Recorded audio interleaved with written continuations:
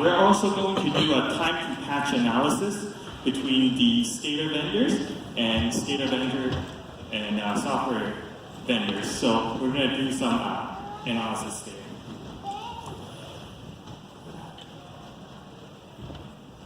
So before we begin, let me introduce myself. My name's Vincent. You can find me on Twitter at TrendyTofu. I'm a security researcher at Zero Day Initiative. At ZDI, we buy bugs from external researchers. We're the biggest vendor-agnostic bug bounty program in the world. We have been around for more than 10 years. We've spent more than $13 million on bug bounties in the past decade. We are also the organizer for the Home-to-Home competition, a hacking competition. This year in March at Kansas West, we spent over $800,000 for bug bounty on prize money. In the Home-to-Home competition, we spent more than, in one entry, the VM escape, guest to host escape, bug exploitation, we spent more than $100,000 on that. So that's, if you have bugs in these things, send it to us, we'll buy them. We're also hosting a mobile Home-to-Home competition. It's too late to join now, but if you do have an iPhone jailbreak, join our competition next year. Yeah, my name's Fritz. I'm Fritz on Twitter. I've been with the Zero Day Initiative, about 3 years now. And just wanted to expand on this a little more. We have a whole stable of finders who find bugs, find vulnerabilities.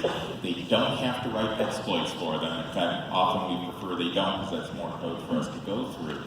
But they find vulnerabilities and send us information and demonstrate them. And then we choose whether or not to purchase them. We do responsible disclosure because then we give the bugs for free to the vendors to have them fixed. We don't use them. We don't sell them on the gray market or the black market. The reason we're able to do this is that our information feeds into other Trend Micro products, security products such as the tipping point hardware, and so this becomes a competitive advantage for Trend Micro products. So that allows us to spend money, or you people, to buy bugs and get them fixed. So that's what we do. We get things fixed. So let's talk a little bit about the SCADA marketplace. So these SCADA vendors usually just focus on the hardware and the firmware. The software, they don't care. Oftentimes the software is for free, and you can download it on their website for free. And this makes it super good for target auditing. You don't have to buy anything, no license. You just download, start hacking, find bugs, send it to us. You can see there are some major brands here, Siemens, General Electric, Advantech. There are a lot of mergers and acquisitions that goes on in this market. There are times when we buy bugs from a smaller vendor. By the time it's patched, it will maybe purchased by Schneider Electric or GE. So the market is very active. It's also very highly regionalized. So there are Chinese SCADA vendors that implement SCADA solutions for Chinese implementations only. Recon is one of the bigger brands in China.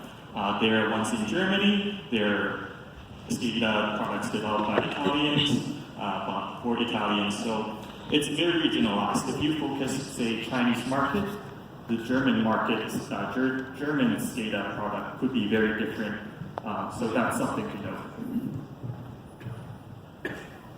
So what is a hacker human-machine interface? So the HMI has two functions, monitor and control. So the operator can create a highly customizable visualization for different components. Boiler, one visualization, reactor, one visualization. And this gives the operator insight into whether everything's working properly. The operator can also set up alarms and notification. If something doesn't go right, the operator can go in and do corrective measures. These HMI solution applications are supposed to be running on isolated network, but that does not happen all the time, and usually it's not.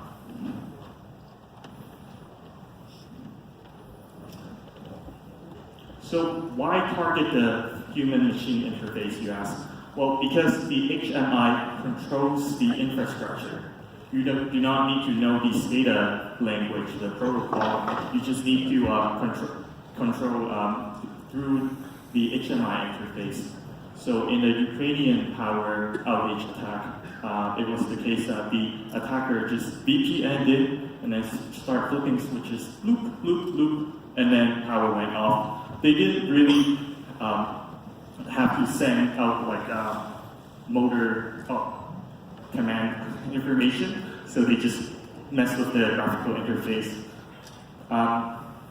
You can also use the HMI to deceive the operator. Like in the Stuxnet case, the HMI interface was showing everything's normal, but then in the back, the malware is sending self-destruction commands to the centrifuge, and that caused the Iranian nuclear facilities to have a few years of setback in their nuclear progress.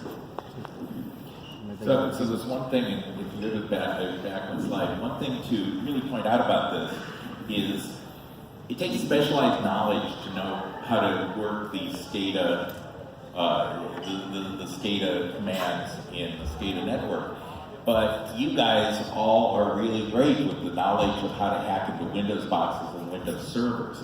And so that's why the HMI is a great place to do the attacks, is it's a comfortable space. It's, yeah, you know how to do debugging on these, you know how to attack these. And so that's why it's a great place to go. You want to talk about Oh, sure. Well, yeah, as I said, I've given this talk a number of places. And last month I gave it to the ICS defenders in Pittsburgh in a conference hosted by Homeland Security in the United States. And it was a joke that every talk had to mention Stuxnet, and as soon as you mentioned Stuxnet, everybody had to drink. But this is, of course, famous because this is the first very efficient and very organized malware to target ICS environments. And it was, as everyone should know, was created presumably by one or more nation states, we don't know who, to target the Iranian uranium enrichment process. It was using vulnerabilities in the Siemens controllers that ran the centrifuges. And then Black Energy is a sophisticated ongoing malware campaign that's targeting Ukrainian facilities of a number of types, again, by someone. Different someone, probably. And some of the vulnerabilities that you can see there are in a number of HMI packages, GE, General Electric, Siemens, and Advantech. So this is for people who don't know some of the acronyms. ICS-CERT, which is actually getting folded into another department, is in the United States the organization that collects vulnerability reports about SCADA and HMI vulnerabilities and works with the companies to get them fixed. This makes our job easier because it's one point of contact instead of having to track these through all of these different vendors. And they've done a great job for us, and they make our job a lot easier. Okay, should I talk about this? This one's great. Now, this is before ZDI really got into this game, but this is fun because this shows some of the problems with isolation. There was a problem with a water treatment facility, and some hackers, some hacktivists, because they had issues with the water company, hacked in, and they started messing with the chemicals going into the water treatment. They didn't get far because they had no idea what they were doing. How did they get there if they didn't know what they were doing? They got there because they were actually going after the billing information. They wanted to do to break out the billing information, the personal identification information, and embarrass the water company. Once they broke in, then they found these other ports open and they started messing with them and sending packets, and that caused this damage that they could have been a lot worse if they had known what they were doing. Well, how did this happen? Well, this happened because there was a server running the treatment plant, running the chemical pumps, and the server really wasn't doing much. So some accountant decided, it's a shame to have this expensive computer sitting there and not doing much. Let's put billing on it and hook it up to the internet. So you can have web forms and billing information and personal identification information on the same computer as is running water treatment. This demonstrates some of the problems with trying to isolate. This wasn't even not only on one common network, this is in one single box. We also have, if you listen to any of the news coming out of Eastern Europe, there was an incident in December 2015 of Ukrainian power distribution center being taken over by some very coordinated who did a VPN in and started using, they took over the computer control and started just turning off switches and shutting down power. And they used the remote administration tools, and they took over and used the ICS client software to do what they were going to do, and then they used white disk to make it harder to recover. They used kill disk. There's targeting of Ukrainian railway and mining industry, and similar malware on Black Energy has been found on boxes there. There's malware being leveraged on these. You notice it looks like Ukraine is being a test bed for a lot of attacks on ICS infrastructure. Okay, so we'll talk about what's going on. Why are we focusing on this? Yeah, I worked at Microsoft for 25 years. I was a Windows developer, and then I was in security from about the beginning of the security push, actually a little bit before the beginning of the security push with Microsoft. Microsoft went through hell on getting hacks and having vulnerabilities exposed. And Microsoft responded to this in some good ways and some bad ways, but fixing a lot of bugs and also introducing mitigations to harden the operating system, harden the browser, harden the services to make it harder to hack in and to exploit vulnerabilities. All of these mitigations that have been put in place by the big boys, by Microsoft and Apple and Adobe and Google, things like address-based randomization and safe and the exception handling chain, hardening that, and the stack cookies, all of these are turned off in most SCADA HMI implementations. They don't bother. It's incredible. It's like you're hacking like it's 1999, because all of this is just like rock chains work. The only reason executing out of buffers doesn't work is that Microsoft doesn't allow it anymore.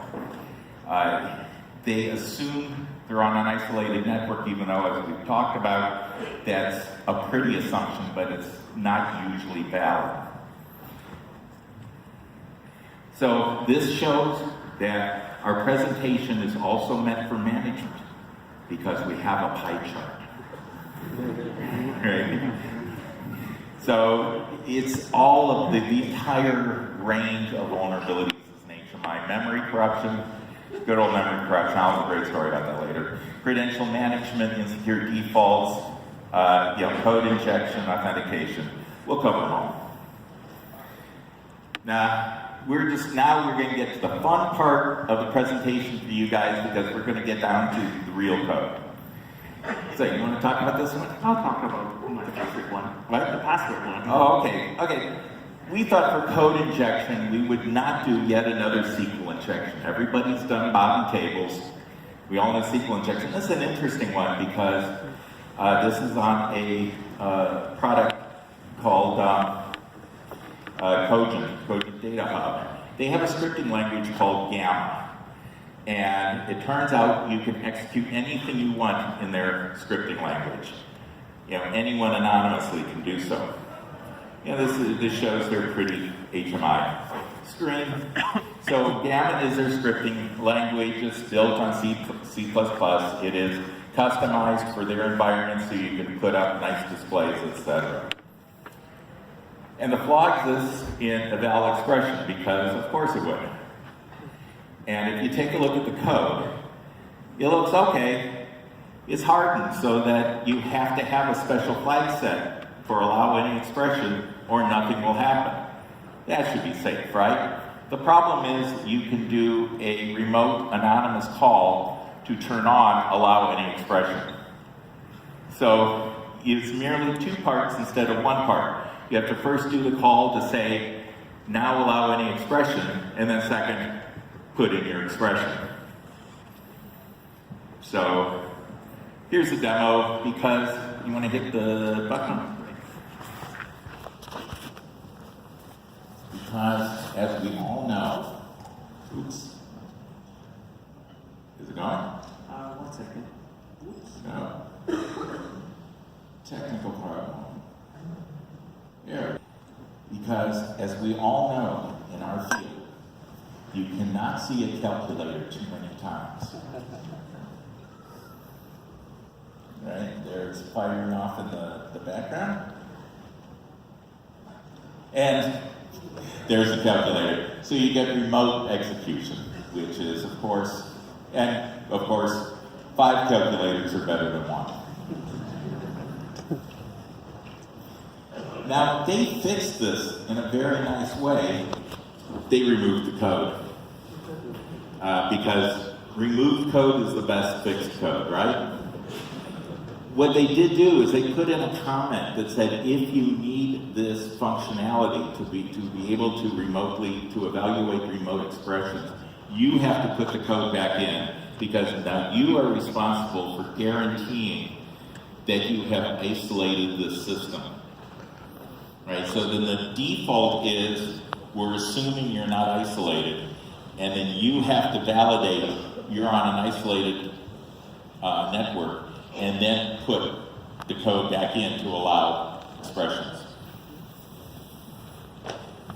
Okay. Oh, this is my favorite. Oh, that's his favorite bug. I will not let you talk about this. So we just talked about injection, and 12% of the bugs are in authentication. So we're going to talk about an example in admin. It says, properly authenticated admin can view password for another admin. I think ICS is wrong here, because admin in this product is more of like a project admin, so they're kind of like normal user. So let's talk about this one. This bug resides in the update password page on the web application. So if you go to this URL, you can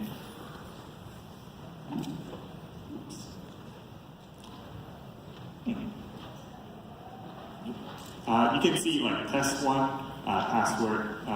There's an update button, so that's where you would update your password. So if you change the test1 into test2, it will not let you change the password because you're test1. But then if you change the URL, change the request parameter, it will let you view the password. Now, you say, it's fine, like everything's asterisked out, so nobody can see this password. But actually, if you do inspect element, you can see the password. So let's look at the exploit. So, what do I have to do? So it's admin, this is the whole. So we're going to now it's me trying to figure out how to start. You have to walk it. You have to look over there. Yep. Hey! This is the admin for the entire product.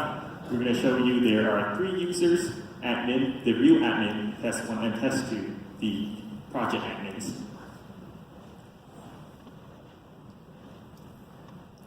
Okay. Log in to test1. So this is a regular user.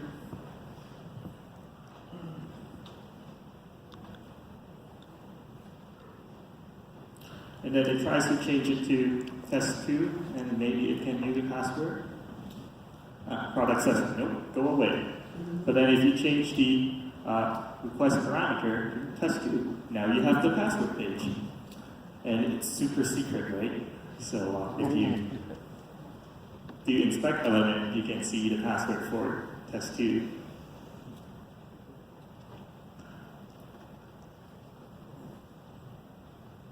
So it's password PSWDT2. So if you think about this, it really shows that someone went and tried to change it to test 2, and they did a UI test on this. I give you an error page, but then nobody actually did a unit test.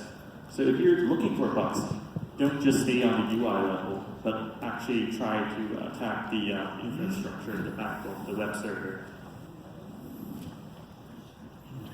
Okay, so I'm going to talk about a couple of insecure defaults, and in fact one of them is going to be, and I'll save that for the last part of this, is going to be a true 0 day in that it has not been fixed. That's always fun to be able to do. I also have to do the ActiveX because I helped write comms, so it's sort of my penance. So ActiveX controls, and those of you who know COM and Microsoft, it's a COM object that has its identity exposed so that it can be instantiated by any other application, and also instantiated by script. Now Microsoft, a lot of products got into a lot of problems with that. So then Microsoft made it so that you had to say it was safe for scripting in order to expose it to script, like on a web page. But you got to watch out for this because there are 2 ways to make something marked as safe for scripting. One is to mark it in the registry. And a lot of scanning tools just look at that because that's the static information. And so a lot of people scanning for ActiveX vulnerabilities will only check the registry, and if it doesn't say it's safe for scripting, they'll go, oh, I can't get to this. However, if you actually instantiate the COM object, the ActiveX control, and then you ask it using this iObject safety, and then say, are you safe for scripting? It goes, no problem. And then you can attack it. But a lot of people who are looking for weaknesses don't do that because it takes a lot more time. And it's sometimes risky to your process to instantiate it and ask it for its status. So a lot of people just look at the registry, and that's insufficient if you want to find all of the problems. And this is just sort of the standard demonstrating that a web page on a web server, on an HTTP server, can crash because it says, go instantiate this object and send it bad information. And of course, where you can crash, you can also take over. Okay. These are fun ones. These are looking for weaknesses in the installation of the software. The first one was discovered by an Italian researcher who is one of the major contributors to our program because he finds lots of bugs. And this is showing the standard file permissions on program files. This is what Microsoft put in, and it works. It basically, users only get to read and execute, not change anything. And that's the way things should be. But what these people did with what Cinema did, if you take a look, they have it so that built-in users it can add and modify, can write subdirectories and write new files in the directory where binaries are put. And that means any user can drop binaries in a directory where system services are looking for binaries. This is really bad. And now we get to some that I found. This is fun. This is the first set. And the second set. Why is there a second set? Because they said they fixed the first set. They didn't. And then when they came back and said we fixed the second set, I checked what came in. and they didn't fix it. And I said, hey, I'm giving this talk in Pittsburgh, and what should I do? Should I take this out because it's not fixed? And my management said, bless their hearts, they said, no, let them know it's not fixed. And I go, it's in the wild, it's a 0 day. But they had 2 chances. They lied, they said it was fixed. It's not fixed. So, if you take a look at permissions, they went above and beyond. They didn't just remove a few permissions or add a few holes. They made it so that everybody has full access to the directory where their services are put. So anyone with a logon on the system can modify and drop new binaries in for the services that are run for the product. But wait, there's more. For reasons that I absolutely do not understand, they took 40 files that are in the System32 directory and smashed the access control on them, including the C runtime DLLs. So anyone with access to the system can drop malicious C runtime DLLs that will then be brought in by any system service or any other exe that runs. If I was looking at this on a system, the first thing I would think of is persistent malware. That somebody's trying to hide in the system. It's mind-boggling. And here's some more. They have full access in their web application directory. So anyone can drop new web pages in for the IIS web service. Quite impressive. Okay, so now we have hidden secrets. This is good stuff. Alright, this is hard-coded support account. I love super secret accounts. And this is again, this is how he pays his mortgage. So if you take a look, you put in this GE PulseNet product, and you say, you configure the users you want, and then you ask for a list of users. And you get the users you put in. That's great. With the passwords you put in, that's great. But if you go use a SQL database sniffer, I use TidySQL, you'll see, uno, dos, tres. Wait, I did 2. Right. GE support. That looks interesting, doesn't it? And it's got an MD5 hash with the password. Wow, that's really hard to crack, right? So it's okay, it's a great password. It's PulseNet, which is the name of the product, but they made it leak by replacing the L with a 1. So, that's great. And it's full privileges. And what's really sort of cool, if you fire off the, yay. Is it gone? Well, maybe. Yeah, there we go. What I love about this is if you log in to GE support, and I must have been typing slow when I did this.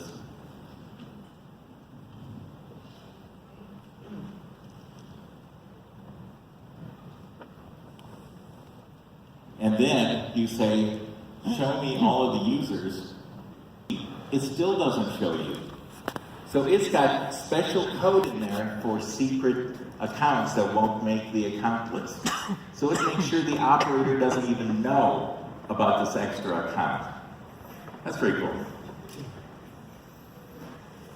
Okay, and now memory corruption. So there's a story with this. When I was at ZDI for about 8 months, I was just getting my legs and learning how to handle all these cases and everything. My boss and our program coordinator were doing, I work off-site. I work in Seattle and the group is in Austin, Texas. My boss was doing a conference at Microsoft. So he said, Fritz, I'd like to take you to lunch. Sure, Brian, no problem. So Brian and Shannon are there. Going, Fritz, have some wine. Sure. Have some more wine. Sure. hey, can you do me a favor? What are you doing? The boss asks if you can do him a favor. Of course, boss. Can you take a few cases, extra cases? I go, well, my queue's sort of big. Can you take a few cases? Sure, boss. I get back to my desk at home and I've got 72 new cases. Turned out these all dropped into us on one day from an anonymous researcher. We have some guesses on where he is, but it's anonymous. And this is one of them. They're all stack buffer overflows, heap buffer overflows, and they're all in one product, and they're fun. So, yes, many instances where the buffer on the stack can be overridden.